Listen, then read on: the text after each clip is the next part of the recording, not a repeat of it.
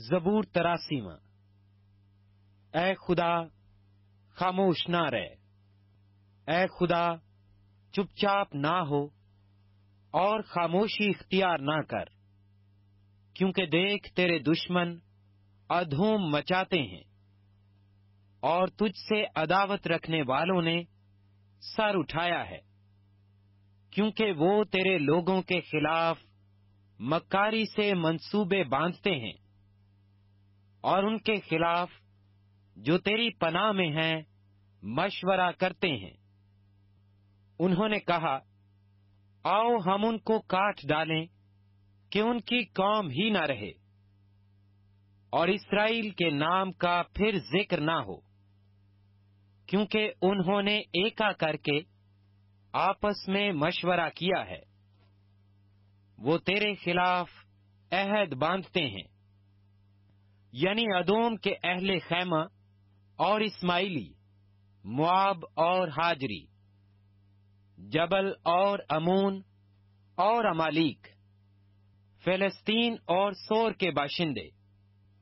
اسور بھی ان سے ملا ہوا ہے، انہوں نے بنی لوط کی کمک کی ہے۔ تو ان سے ایسا کر جیسا مدیان سے اور جیسا وادی کے سون میں سیسر اور یابین سے کیا تھا، جو عین دور میں ہلاک ہوئے۔ وہ گویا زمین کی کھاد ہو گئے۔ ان کے سرداروں کو اوریب اور زیب کی مانند، بلکہ ان کے شاہزادوں کو زبا اور زلمنا کی مانند بنا دے، جنہوں نے کہا، آؤ ہم خدا کی بستیوں پر قبضہ کر لیں۔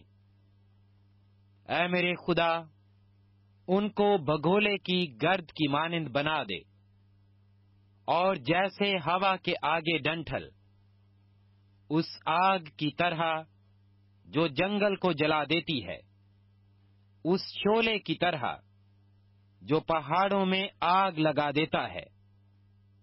تو اسی طرح اپنی آندھی سے ان کا پیچھا کر اور اپنے طوفان سے ان کو پریشان کر دے۔